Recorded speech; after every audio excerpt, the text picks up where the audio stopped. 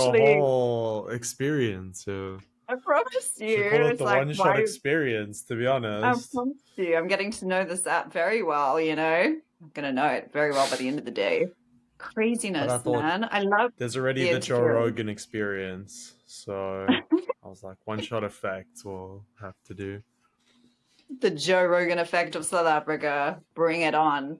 There's Oh actually not no, enough people no, no, doing no. it though. Like, we need a South African Joe Rogan. Next gen Like human literally what I being. was like, even like my threads post today that like was kind of controversial. I was like, I was talking positive about Cape Town, and they're like, obviously that's not all of Cape Town. Like, but then I was like, yes, exactly. This is why I need your voice on this platform. So why don't you speak? And like, you know what I mean? We need everyone to speak. But like, we need people to speak. So it's like, 100%. let's focus on that, not like, but it's not that they were disagreeing. But yeah, I was adding to the conversation, which is why Threads is cool, actually. Yeah, That's an exciting exactly. But it's platform so for funny. me to try But writing people myself as well. But also people do it behind the scenes. Like they're not willing, like it's amazing how people will express themselves when they're in an anonymous comment on Facebook. But the moment that you put a face to a name to it and you actually have to be authentic and go, this is me, this is my opinion, all of a sudden people are like, oh, I have nothing to say on the matter. It's like, but you had an awful lot to say. Like you can't backs now. Like what on earth is going on? Like out with it. It's crazy. It is Fair. crazy. Ugh, people, Why do you humans, think that honestly. is? Humans, yeah, it's not about understanding them. It's that's a distraction as well, right? It's just about like focusing Yeah. inwards, focusing upwards. I don't know. What's important to you? How long have you been thinking these questions or thoughts or having conversations, or how important is conversation and curiosity to you? Yeah, it's massive. I mean, I spent 2 years in pretty much a silent sabbatical with myself and realized that I wasn't going to find the answers to life sitting in meditation all day long, and that actually I had to show up for my human experience at some point. And I think I realized in that moment, like, you're not going to obtain any level of healing or growth without relationship. You have got to engage with other human beings to grow. It is a fundamental. There has to be that unity, there has to be that relationship. And yeah, it's really interesting because, when you start to look at what enlightenment is, it's an enriching of light into me. But where are you going to get that light from? Where are you going to get that wisdom from? Where are you going to get that reflection from? Not just staring at a wall. You're going to get it from other beings that are also on the path of enlightenment because they're going to illuminate to you what it is you need to see. So that is why fundamentally, I don't believe that you can have this human journey without relationship. You cannot. You have to have friends and family and shitty people because they are going to illuminate to you that which you need to see. And many of us are going to go, I don't want to look at it, which is fine. The reality is it's still going to be there, regardless of if it's this person or that person or that person. So I think at some point it comes back to what we were saying about radical self-responsibility. Can I sit with myself in compassion, in non-judgment, and go, woo, like, I don't like this aspect of me. I don't like how I respond in that situation. I don't like how that person responds in that situation. Is that my perception or is it their weakness? Let me be an observer of reality in relationship and then start to go, oh, wow, I'm learning here. And relationship is all about give and take. It's all about learning willingly together, unless you're in a narcissistic relationship, which is then very one-sided. Naturally. Do you have experience with narcissistic relationships, or just are like knowledgeable on the topic? Sure. I would say If that's yes, not a crazy absolutely. question. No, it's Experiential not a crazy learning. question. Yeah, absolutely. I would say that that might be my sole purpose in this incarnation. So to speak to that, I mean, I was born into a family where my dad was a narcissist through and through. He he was actually the son of a Mason. And so with that already had like the lineage of the Freemasonry in his bloodline, which inherently at the very bare minimum makes people incredibly selfish. And then follow on from that, he was incredibly militant. He was very disciplined, very much you never knew what you were going to get. So one minute it's, I love you and you're amazing and you're doing so well. And the next minute it would be the polar opposite of that. Like you could do one tiny minute thing wrong and it's like, I don't love you anymore. And that was my experience of my father figure growing up, is like treading on eggshells. And then what happens is you go into the space of people pleasing. Like, I'm going to do everything I possibly can to ensure the status quo of your love is met. And that love is something you earn. It's not unconditional. It comes with all these terms and conditions. And in between all of that, there was a lot of emotional and physical abuse as well. So you also never knew. I think for me, the biggest program that I had to come through was that physical abuse equaled kind of love. Like, I love you, so I'm going to punish you so that you can be guided in life to know what's right. And I had to do a lot of work around that. And that's narcissism.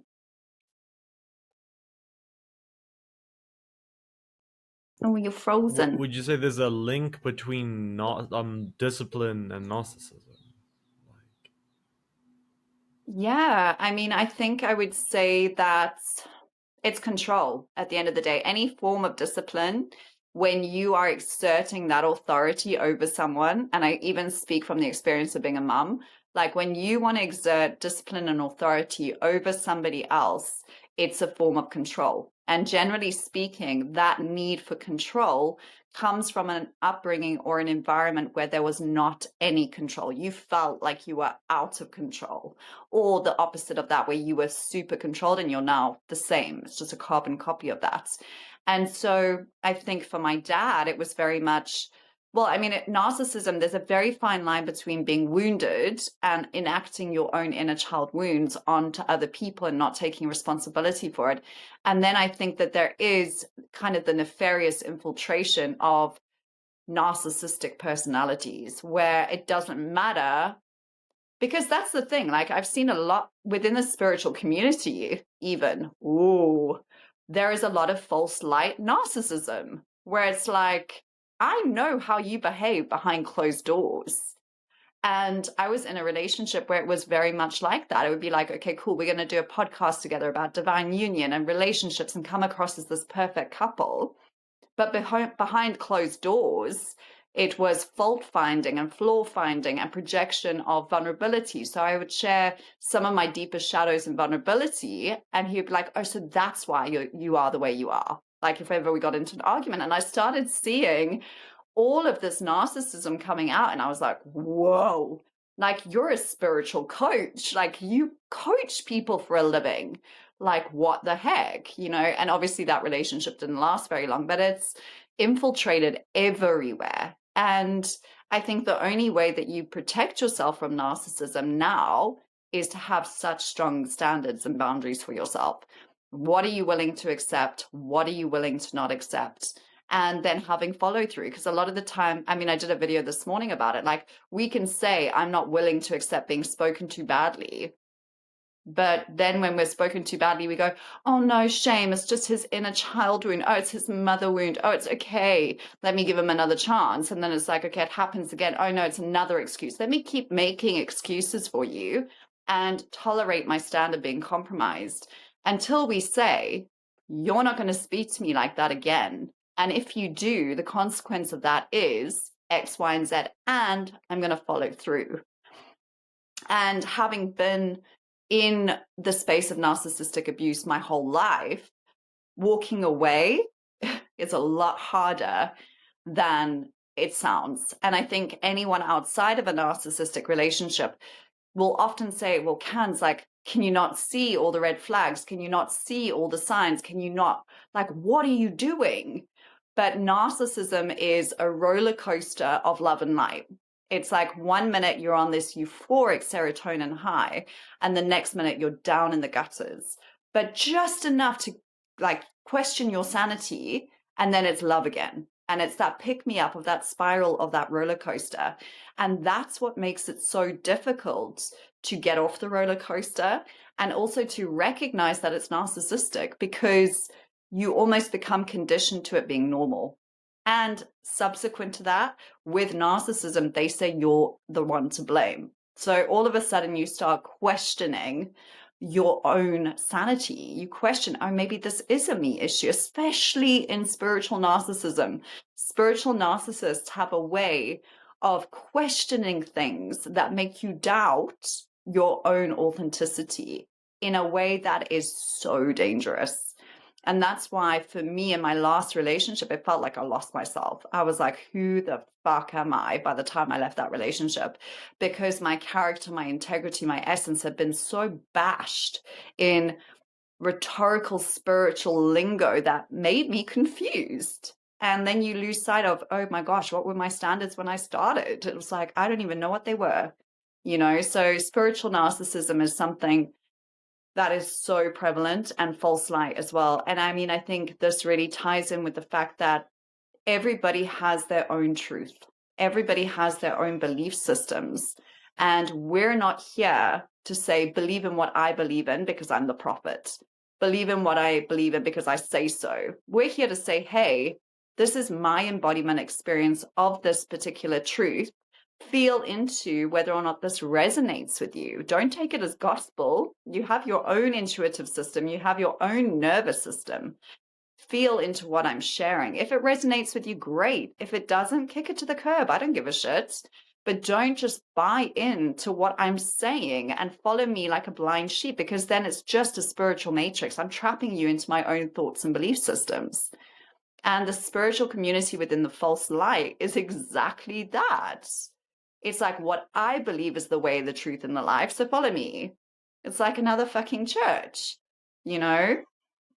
And that's where I think a lot of the narcissism is kind of coming through, is that control. It's that mind programming. It's that brainwashing. And what a beautiful way to infiltrate people into a system of entrapment by making it sound nicer than the Matrix. But in truth, it's just another Matrix. It's a nicer form of the Matrix. You know, you've leveled up slightly. You're still not free, but it feels a hell of a lot freer than being in the Matrix.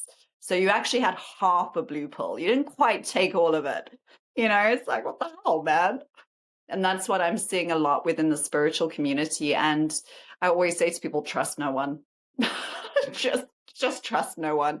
And that sounds so incredibly cynical. But until you fully trust yourself and you trust your intuition and you trust your discernment and your ability to navigate this human life, you will not be able to trust anyone. It just is that simple. And so, number one, don't trust anyone. And number two, everything that you've been told is most probably a lie, so believe nothing and know nothing, and you're sorted. You'll navigate life like a pro with that advice. It sounds so cynical, but it's true. It's actually so liberating. I know nothing. I don't profess to know anything, and that's okay.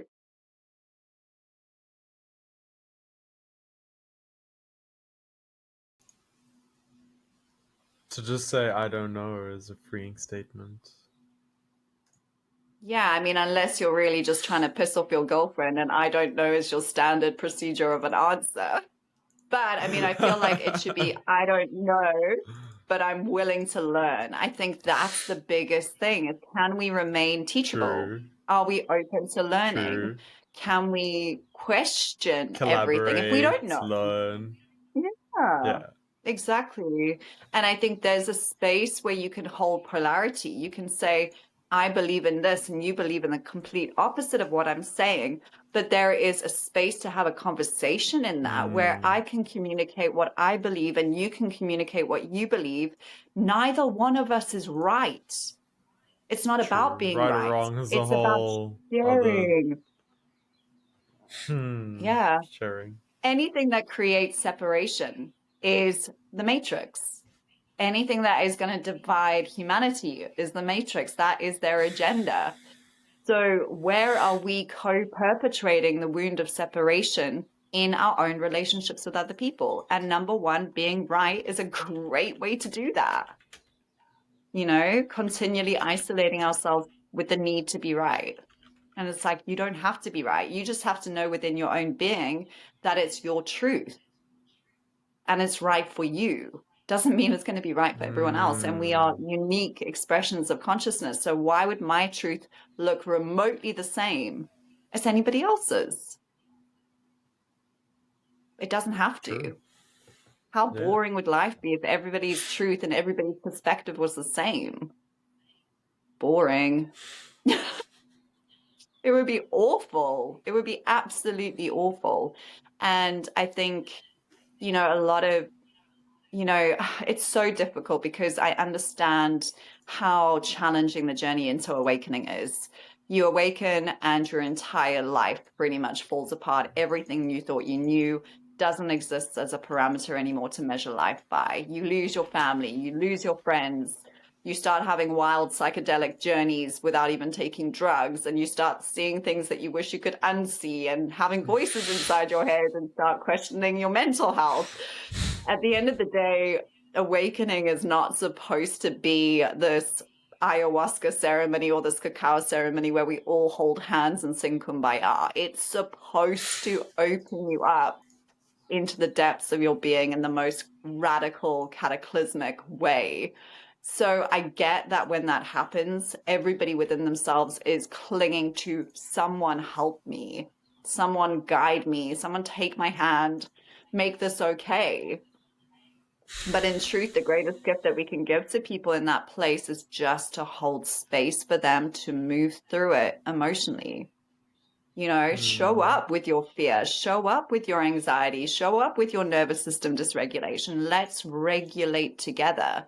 And a lot of the work that I do is exactly that. It's like, I'm not here to fix you.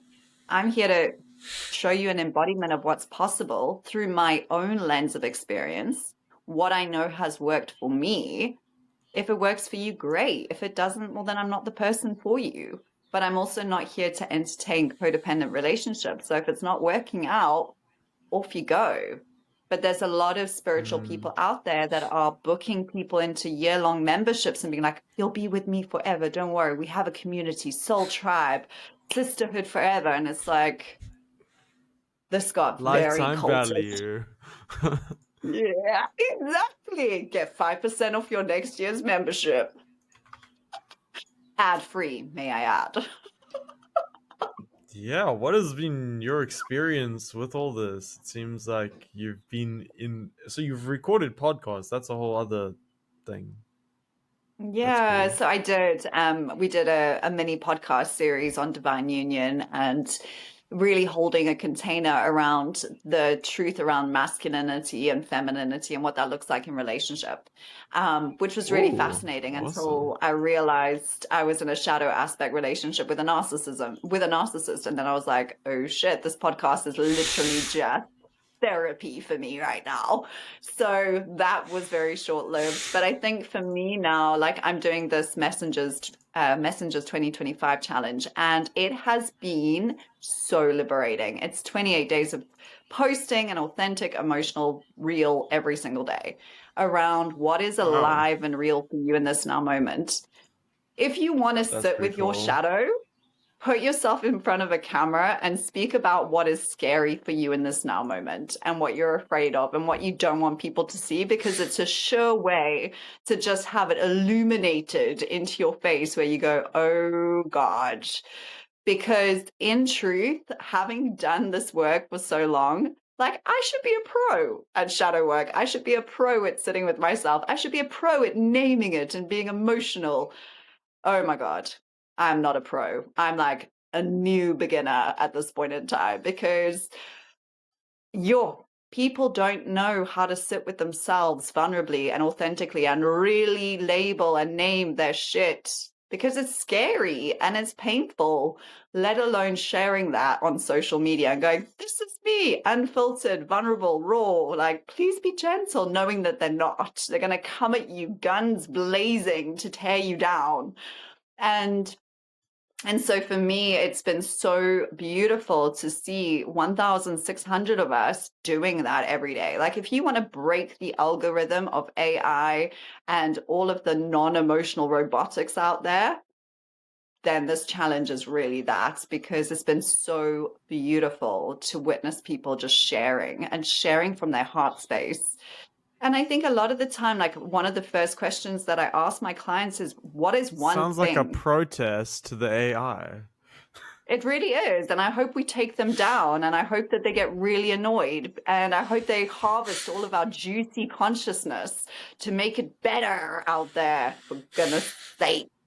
I mean, yeah, AI is a totally different story altogether. I mean, yeah, that's a conversation and a half, goodness me. But I But think you at know, this let's point in just time, postpone that conversation. geez, like, there is so much we could say about that, because you have to be at a level within your consciousness that you know how to play AI, not the other way around. Otherwise, AI is playing you. True.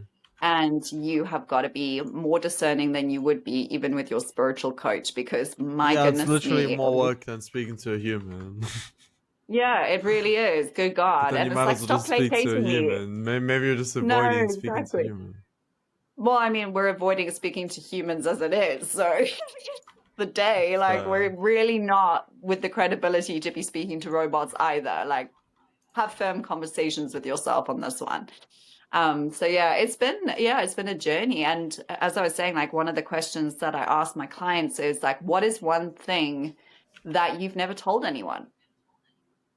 And That's a good it's question. so fascinating to see the answers that you get back. It's like, well, I've never told anyone that I was raped. I've never told anyone that I used to steal money out of my mom's purse. I've never told anyone that I used to shoplift. I've never told anyone that I tried drugs. And it's so beautiful in that moment when those people share from that space of vulnerability of, okay, I've got nothing to lose. I know Kansas is a safe place. Let me just do this. The liberation, freedom in sovereignty. Speak your truth, say what you mean, do what you mean, and yeah, like, there's no time like the present to start actually just embracing the imperfection of our human experience. We're not here to be perfect. We're here to have a human experience as God, taking radical responsibility for everything. And if we can do that, then the world will shift and the consciousness of the world will shift. And it's really not terribly difficult.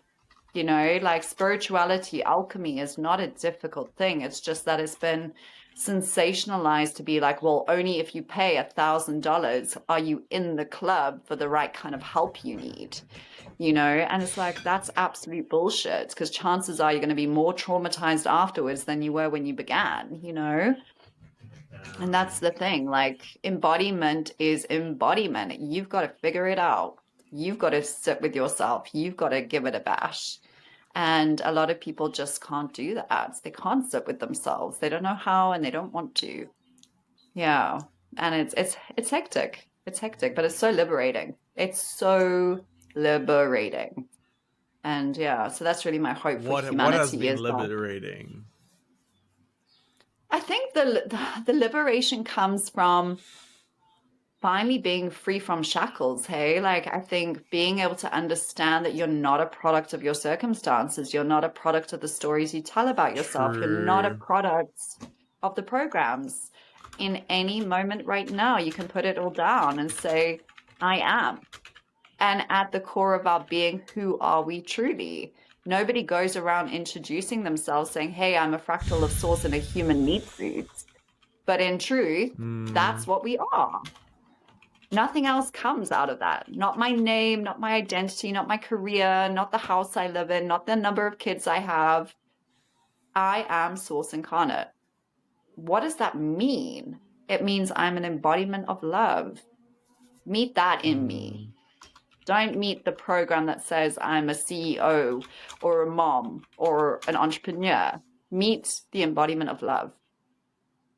And I think Hmm. letting go of those identities is what allows you to have freedom. coming back to nothingness, coming back to just being pure creation. That's it. You know, like if we look at animals, like they don't walk around going, I'm a giraffe. I've got these stripes. Oh, I'm a short giraffe. Oh, I'm an inadequate giraffe. Like, ooh, like, no, they just are. They just know who they are inherently at the core of their being, and they just be giraffe. In truth, I don't even think they know what it means to be a giraffe. They're just so present in being a giraffe that they get it right. You know, like maybe one day we could ask, hey, Mr. Giraffe, like, did you come in with a job description? Was there a school you had to go to? Like, we're the only bloody soul that incarnates into a meat suit that says you're going to learn who you are. It's like, how do we not know that from the moment that we're born? We're humans, you know? I find it all just so fascinating how the separation of our consciousness came into being. Like it was so easily done. Like we're so inadequate as humans. Like we're so impressionable. We're so easy to manipulate. Good to God. get But I to mean, get swept up into bigger groups, or it's not bigger groups, it's bigger separation. bigger separation. Yeah. I mean, if you look at the agenda, it's to entrap souls. It's to keep us believing that we need to keep coming back here and moving through all the karma and the this and the that. And in truth, actually, it's not. It's about realizing that everything is an illusion, which is a big polarity word throughout there. But everything is a reflection of your own inner reality. Maya. So a Maya. Maya, I don't know why that exactly. makes me think of illusion. I don't know. It's another word, But I guess. it Anyway, is. And at the end of you the were day, saying. like, as I was saying, it's all an illusion. If you take anything away from this conversation, know that everything is an illusion. Oh, there's some great tidbits in here. You know nothing and everything is an illusion. So just quit whilst you're ahead. I've had a magician on the podcast once. That was an illusion Oh guest, my gosh. illusionist. That was fun. An illusionist. He must have so much fun in the world. Like, honestly, human beings have no common sense. Like, I mean, I'm naive. People can tell me a joke and I'll be like, oh, really? And they'll be like, oh my God, Candace, really? Did you really just fall for that? I'm like, oh my God, you were joking. Ah, ha, ha. You know, so I'm super naive for the most part. But I think magicians must just have so much fun and illusionists. Like, it's just pretty much taking a piss of humanity. Well, maybe. But can I share a quote with you from a TV Yeah. series about magic? The magic behind magic isn't the illusion, it's that someone cared enough to create the illusion for you. The real magic is the work that goes into making someone believe the magic is real. Yeah.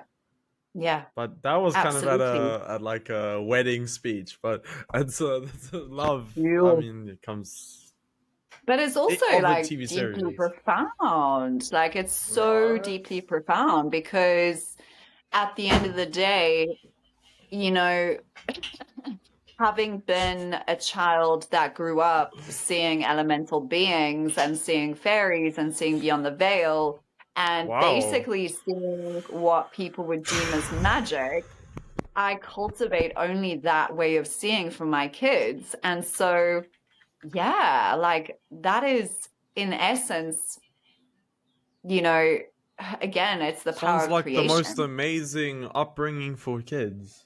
I didn't even realize you Well, had I kids. think it is absolutely. And also, what I think for me, the question always is, what harm is there in it for a child to remain connected to their imagination? Because in truth, your imagination is something that pulls from the archives of time that is real.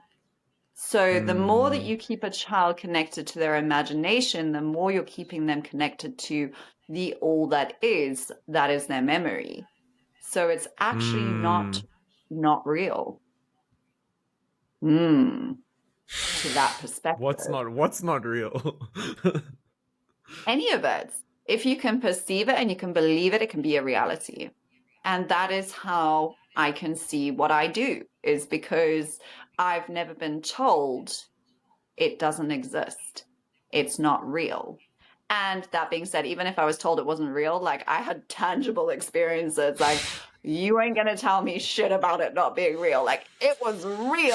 Okay? And I was not But on the any thing drugs. is, fair. Or it's like I'm sure a lot of people are having these experiences, but they don't speak about it as well. No, Or it's kind of like the absolutely. other Yeah. experiences you were talking about. But everyone has so many like secrets or inner worlds. Yeah. In Yeah, not multiple, but like absolutely. an inner world, and privacy is a Yeah. balance as well, and Yeah, authenticity is a whole other definitely. thing. Yeah. I mean, I think Time and a it depends. place. Time and place. I mean, you're not just going to go and announce it, like I communicate with aliens at the pub quiz. Like, people are going to be like, I'm going to get you another drink. I think as the global awakening is Yes, happening and let's this give whole you alcohol. disclosure, Let's suppress. whoa, good grief. Yeah, shut up, sit in the corner, drink your tequila. And I mean, that's exactly it is people are afraid of what they can't perceive.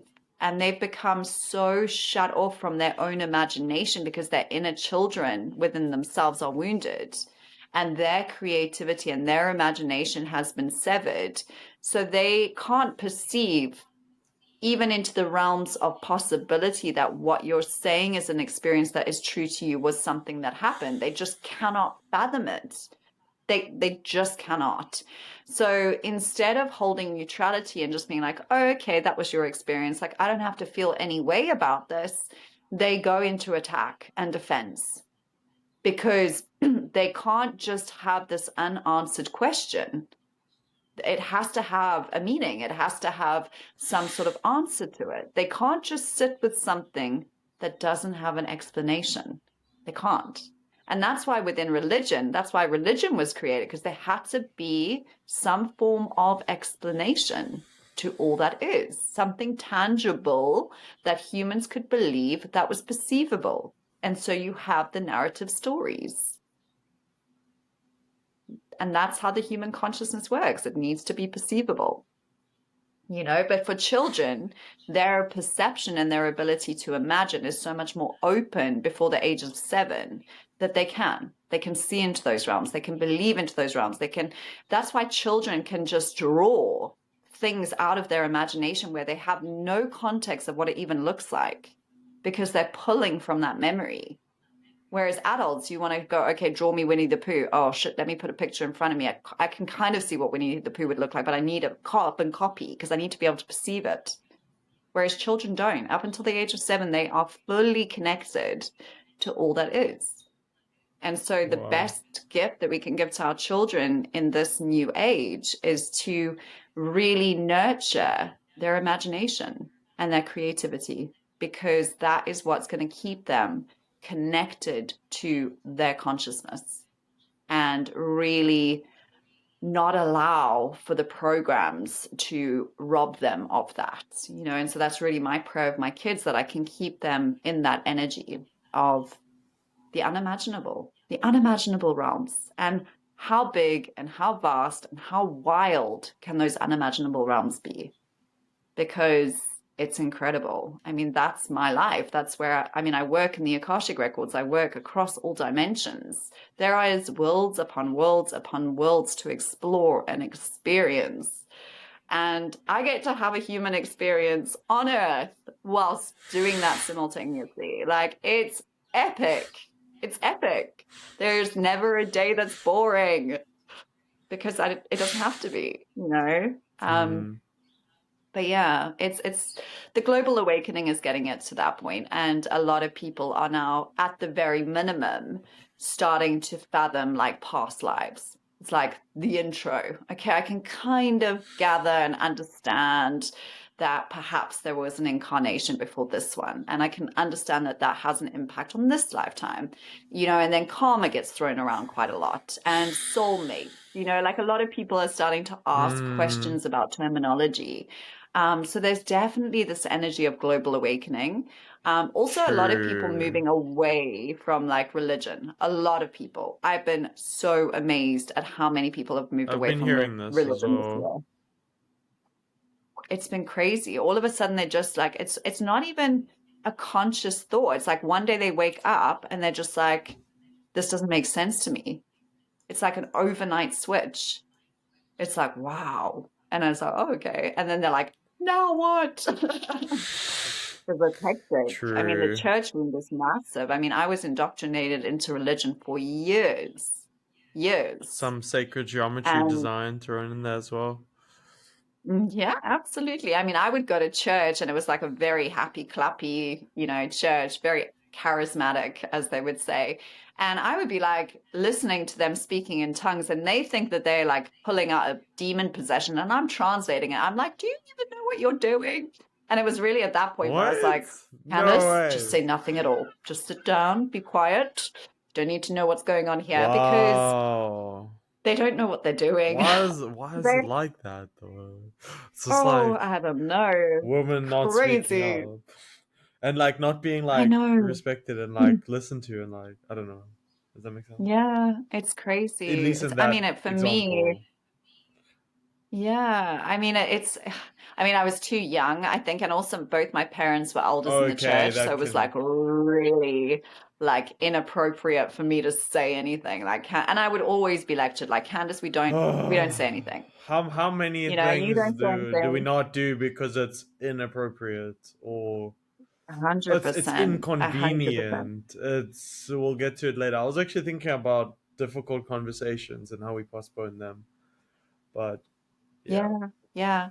But also, we've lost the art of communication because, in truth, communication when you want to express your needs should be along the line of, would you be willing to accept that when you pee in the toilet and you don't put the seat down, it means that I'm now going to have to put the toilet seat down and it freaks me out because I'm a bit of a germaphobe.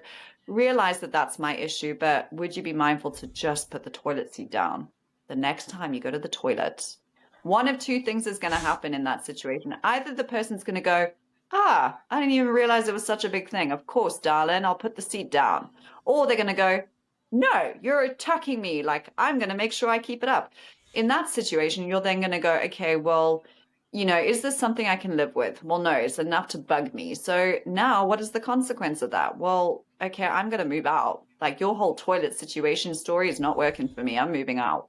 I mean, I'm being super facetious here, but like, that is the level of the conversation we should be able to have with people. Hey, when you get excessively drunk, it triggers the fact that my mom was an alcoholic when I was younger and it makes me feel unsafe. Would you be willing to manage your alcohol intake if you're going to be around me? And if you're not, then I'm not going to come out with you because I have enough integrity and respect for myself not to put myself through that. Oh shit. Hmm. Okay. Well, she's giving me a choice here. But the beauty of it is I'm not attacking you. I'm not telling what you're You're doing is freeing wrong. them in some ways. Absolutely. I'm saying, would you be willing? Which is such a neutral statement. It's like either you're gonna or you're not. I can't control that. But I know I've expressed my needs, I've expressed my truth, and I know there's a consequence if you don't follow through on it. The rest is on you. And it's beautiful. You True. can have some of the hardest conversations with people and say to them, hey, like, would you be willing to consider that when you said that thing about me, it actually really hurt? And I recognize that it's actually pulling at something that's coming up for me when my mom used to communicate with me. And whilst that's not your issue, would you mind not speaking about it again until I've resolved that aspect within my healing? It's not It's probably difficult. also like speaking about it insensitively or like Yeah. speaking about it like it's just like why like to speak about it have purpose but then realize it's not maybe for them to speak about necessarily if Yeah, they can help absolutely. it Yeah, and communicating absolutely. what's And resonating or what's not. And maybe it's also just I feel like it's a lot of almost like someone's just talking to like fill silence, but that's a different thing. yeah, yeah, exactly. But we also, in conscious communication, it requires us to speak to be heard. And so the moment that you Okay, attack maybe someone, people yeah, maybe people attack sometimes as a way of like a shout. I yeah, don't and know. then other people's nervous systems go, I'm not ready to hear this. I've shut down at your first word because I'm not going to listen to this. And they go into defensiveness and they're not processing what you're saying. They're in a nervous system flood, and you're not going to get a desirable result in that place. So, what I love about conscious communication is it's saying, hey, we're going to keep it neutral. Even if you have to shout at someone and say, would you be willing? Like, it's still neutral. Like, still neutral. It actually isn't offensive. It's not offensive. The tone cannot be offensive. So when we start a conscious communication in that way, you're saying, hey, I'm being gentle, I'm opening, I'm expanding into your space to ask you to consider me. And again, if they're not going to do that, then your standard is being compromised. Is that someone you want to be in a relationship with? Again, it's giving you a lot of information in the way that they respond to you. And don't get me wrong, it's an True. art. But I mean, I say to some of my True. clients have been married for 50 years, and there's one thing about their partner that really, really irks them. And when you ask them, have you said anything about it? They're like, no, I just got used to living with it. And I'm like, mind blown. You've lived with this thing that grates you every single day for 50 years, and you've not said It's something that anything? they can talk What's to up you with you? about. Oh, But then they need exactly. to I'm have like, something to well, talk to you about. It's fun, you know? Or it's not fun. But it bothers them enough and it builds up enough for it to be yeah, communicated. Or it's yeah. Well, I mean, it communicated with causes ease, but the resentment. action's not made with ease. Yeah, Or the exactly. But it's actual also, conscious communication. It's like yeah, we it's can know what the underlying problem is, resentment. but like the symptom, okay. Yeah, underlying resentment. The moment that you've got harboring Which underlying could go resentment, toxic, or like absolutely. And what they happens when sort it that out the happens? sooner than later. Rather. Yeah, absolutely. Because any unprocessed emotion in the physical body stagnates, it materializes, and then you end up with a physical manifestation as illness. So cancer is unprocessed anger. Get your anger sorted out and your cancer will disappear. Big claim, but it's the truth. Do some jujitsu. Yeah, exactly. Breathe, God damn it, breathe. No, it's crazy. This little human I love that you're experience like is breathe. God damn it. God damn it. That's the epitome of it, like right there. Yeah. And also don't take life too seriously. Like I think I've come to realize as well that like yeah, I mean I was definitely there on my spiritual journey. Like when I first woke up, I was like, urgency, urgency, the end times are coming. I've got to save everyone. And it's like, no, you don't, Candace. Like you don't have to save anyone. Like sort yourself out and hope that that ripples out into the collective consciousness and that's enough. I'm like, what do you mean? That's not Mm. enough. I need tangible results. I need people to be saved. It's like, Cancer, you're no different to those people cold calling for a baptism. Like, stop it. Like, they will awaken if they're going to awaken, but you're not going to go dunk them in water and say they're purified. I'm like, oh, come on. No drownings today. No drownings today. Oh my days. It's What crazy. has this journey Yeah. been like of your life? Is that even the question? What does it Jeez, even matter like, what has the past gone? But the past I is now know. how we're here. But it Yes, I don't know. exactly. It all exists simultaneously in this now moment. And honestly, I mean, to speak to I mean the that, Akashic work sounds interesting. it The is. It's I mean, I amazing. was It's thinking we're a amazing. part of a greater global civilization in a way. In a way, someone actually mentioned this Hmm. the other day. It's like, in a way, it's like, well, the internet's its own, in a way, place. Hmm. That's its own thing, kind of like a global. I mean, global passports is an interesting concept, and global citizen in the whole countries, but something beyond country to almost have like citizenship in. I don't know. That's it's just an interesting idea. The But I'm Galactic thinking that like Federation. the Yeah, I mean, light it. union, Well, but it's just exactly it. Like, I think. Yeah, I mean, you're speaking to someone that communicates across multiple dimensions. Like, I've had conversations with beings off planet in different dimensions. I've been on spaceships. I have communicated with aliens. So, for me, within my own tangible embodiment experience, it's real, like wholeheartedly.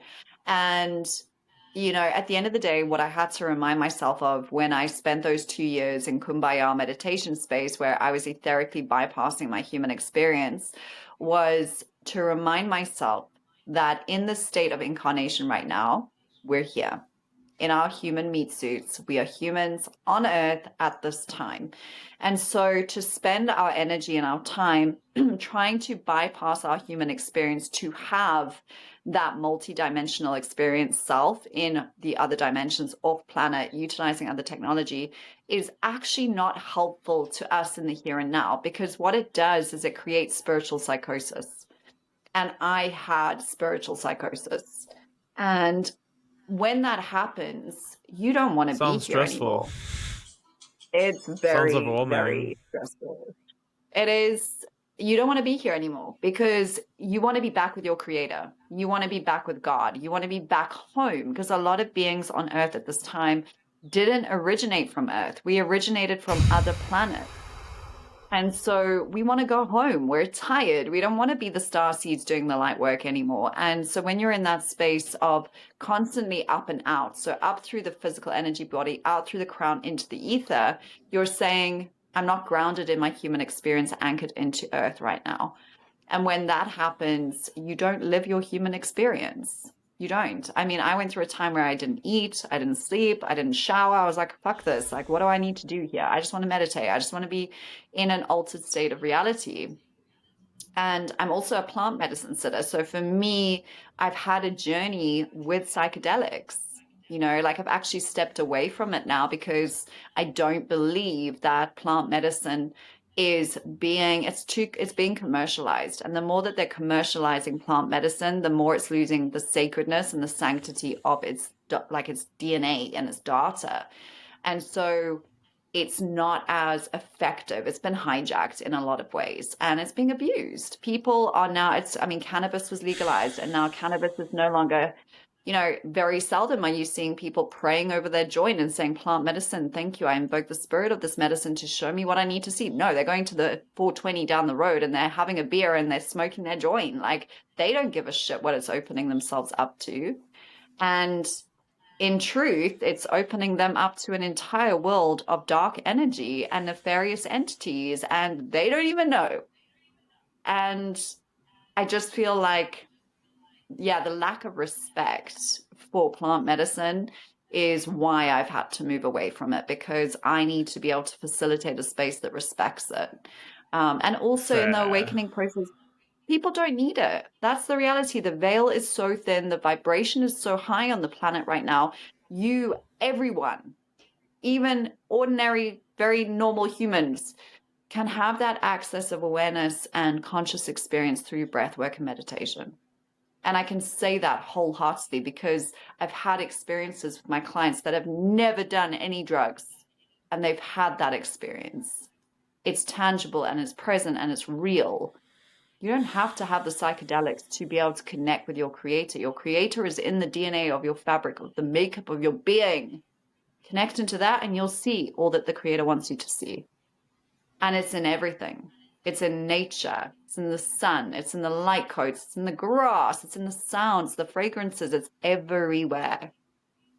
When you decide that you're going to see, and it's really just about opening your eyes and coming into a space of sheer, enormous gratitude for this human experience. Gratitude is everything, because gratitude is the True. direct frequency to abundance. The more gratitude you are, the more grateful you are, the more abundant you'll be. Yeah, it's actually the interesting resonance because I've made so many gratitude videos like on YouTube and Instagram and TikTok, which has been a beautiful Yeah. journey in itself. Because so often I feel like I want to share, but then I'm like, I don't know what to share. But then I'm like, gratitude like feels like a vibration or resonance I can always come back to. But sometimes it can Yeah. feel repetitive, but that's its own other thing. But it doesn't Yeah, always have to be something we absolutely. share, but there's also something beautiful in sharing too. Yeah, But yeah, absolutely. Absolutely. But also, I think, there's again, different it's ways to about and being, to show our gratitude is another thing. To be grateful for our yeah, bodies is to like take care of our bodies and to use it. To be yeah, grateful for people and friends is to like make the effort and communicate and find yeah, time, find absolutely. time, create time. I don't know. It's interesting that you say that because I had a download a couple of days ago and I actually posted it to my stories about can I receive all that I give, and can I give all that I receive in the law of reciprocity? And it's exactly that. Gratitude is about being able to receive all that I give and give all that I receive in a symbiotic flow with the Wow. universe. Yeah. Yeah. True. And Yeah, it's that kind makes of me like think of moving me like into that space. the intimacy of receiving. Like there's intimacy in giving, in whatever, learning, teaching. Some people maybe it's like easier to just like teach or like talk down. But I don't know if Mm. talking down, that's a whole different. You don't have to talk down to someone to teach them, but you can Oh, you maybe frozen. dumb down what you're saying. I don't know. Oh, there we go. Maybe You're I'm back. yapping You're now. back. Oh, you lost me. Yeah, I lost you I for a think what I was saying second. was yeah, it's whatever. We'll see where we pick up. Clearly, I wasn't meant to hear it. Whatever it was, you were talking to yourself in that moment. Yeah, it's beautiful, but I also think that can we tangibly, practically start to embody that and go, okay, in this moment, what am I receiving and how can I give that out today? If it's I'm receiving peace, or I've received a gift, or I've received the privilege of time, how can I give that back? Mm, How can I bless someone with the very thing that I've received? And I think that, and that's also why I come into a space of knowing that I'm always taken care of, because as much as I give, I always receive back. And yes, okay, everyone's all about the tenfold law and, getting it back even more. But honestly, even if it was one for one, I'd be super happy because it's cyclical. It's the way life's supposed to be, when you're in that flow of infinity, it's so beautiful. true. It's Mr. gorgeous. It's Rogers really, really said, lovely. Mr. Rogers said, I think the greatest gift you can ever give is an honest receiving of what a person has to offer. Sure. He also said, Yeah. graceful receiving is one of the most wonderful gifts we can give anybody. And that's very, there's Yeah. something in that. But then it's interesting how some cultures are Yeah. very quick to like shouldn't accept, like just say no. But Yeah, that's a I different know. thing. And it's interesting because, what comes up for me when you say that is how nervous system dysregulating it is when you've gone to the effort. For example, like a homemade card, okay? And you give it to the person with their gift, and the next minute you see the card is in the trash. And it's like, as humans, I feel like we've lost the value of what it means to really receive people. And that's again why we struggle to listen. Like we're unable to receive ourselves. And so we can't receive other people. We can't give to ourselves. And so when we can't give to ourselves, we can't receive from others. And it's quite something. And also I think, what should truly matter has been, yeah, the value of time, the value of energy exchange, the value of organic, like homemade stuff. Like nobody cares about Hmm. the jars of homemade pickle or that beautiful home baked cake that you made them for their birthday. It's all about the image and the validation and the value and how much it costs. Like we've lost the art of simplicity. And for me, some of the greatest gifts that I've ever received, like if I think about my children, have been, the bunches of flowers that they've tied together with a piece of grass and dried out to make me a flower bouquet. Like that's Oh, priceless, you know? that's pretty But sweet. again, like simplicity, and it costs them nothing but their time. And I True. think that's what we forget is our time is our greatest commodity. And how do we choose to spend it? Can we choose to spend it wisely and on the things that truly matter? Truth. Yeah. Yeah. Because we all live in this perpetual understanding, all this, I don't even know what it is, but for whatever reason, we think that we are immortal. Like it's not going to happen to us. Like I'm not going to die tomorrow. But then we do, and it's like, oh shit, and so really that Hmm. saying of like, can we live today as if it's our last should be the way that we live, because we're what's the word, fallible, we're fallible humans. Hmm. I think there's something None of us important know. in like sharing our testimony or sharing our experience, whether it's with the next generation, whether it's with our peers, whether it's with ourselves, whether we write it, whether we voice note it, whether we dream it, whether we think it, um, whether we like share it on a podcast. But like that's also like, oh, I'll do that. No, once I that the like then I can write a book Mm. because then I've Yeah, like I exactly. don't know.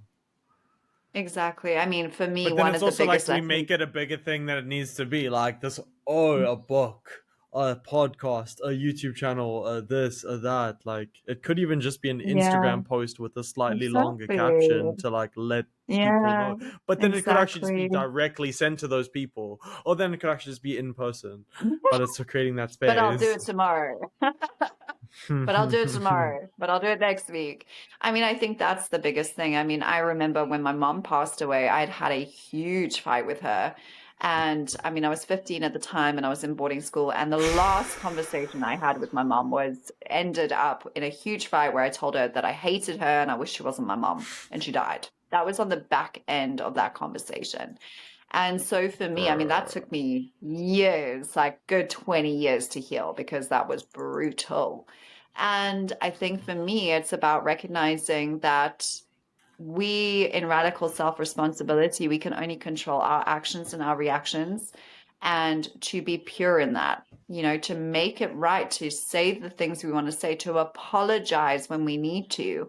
And, it's interesting because one of the things my mom always used to say to me is, in this house, we do not go to bed angry. And it's something that's Oh. always stayed with me because it's true. You don't know if you're going to wake up tomorrow and the person you've had a fight with has Mm, passed, and mm. can we cultivate And it's also that? like it's so important to like talk and like you value like Yeah. conflict resolvement. Maybe that's like a high value Yeah. sort of Well, I think it thing. should be, but the reality is that 90% of people are conflict avoiders. So at the end of the day, they don't want to resolve things or things get swept under the carpets. And that just creates stagnation and resentment and more pain. Or you have those people that are in hypervigilance that are on every second of attack. And so, that it also isn't conflict resolution, it's just conflict contributing. And it's like, oh my goodness me, can we all just start to learn to communicate? We have lost the art of communication. But if we knew that today was our last day, you would be amazed at how much we could move through and set aside. If I knew I True. had to say goodbye to you today, we would make it right. And it's a sad state of affairs that we don't live life thinking like that because we think we're these fallible, indestructible humans. It's like, why do we believe that? Why do we actually believe that when the statistics are out there that there are babies dying every single day? Like they haven't even made it to a year old. Yet here we are sitting in our 30s going, oh, I've got another 50 years. It's like, well, you don't know that. You have absolutely no idea. I guess at a soul level we True. do because our soul And chooses our exit, but not as our humans. certain years will be very different to other years. So the Yeah, things that you want to do absolutely. now won't really maybe matter then, sort of thing. Or it's not about that. I don't know. No. Or how do you Yeah, think of exactly. aging and Oh, you know that? what? I think that at the end of the day, it all comes down to radical self responsibility, but also Aging's devotion. kind of just gonna happen like by itself. You can't Yeah, like it's not about whether focusing you on want that, it it's to about or focusing on not. what's timeless maybe. Yeah, exactly. But also in understanding that we are not helping ourselves. We are perpetuating our vitality by the foods that we're eating, the things we're putting on our skin, the exposure to the things that we are absorbing and experiencing, and the clothes that we're wearing. We are not taking our health and our vitality seriously. So then the body's response is going to be to degenerate because we're not actually making it a priority. So then when you do start to have bad skin and wrinkles and teeth falling out and eyesight diminishing, like you have to ask yourself why. And it's like, well, I knew that being in front of my computer day in, day out, 24/7 was bad. And I should have got those blue light glasses, but I didn't. And now you've got partial eyesight. Like there's nothing you can do when you're at that point.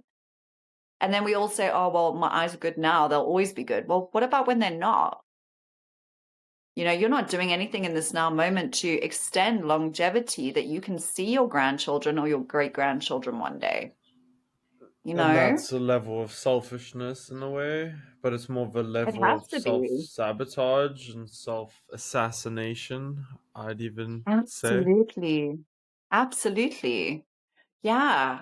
It really it blows my mind. And don't get me wrong, I'm completely guilty of this too. I mean, I know that for me, sugar is not good for my body. And I still indulge in it. But It's I a think the journey of protest it is like to asking your own yourself health. why. You have to understand your coping mechanisms. You have to understand why you're doing what you're doing.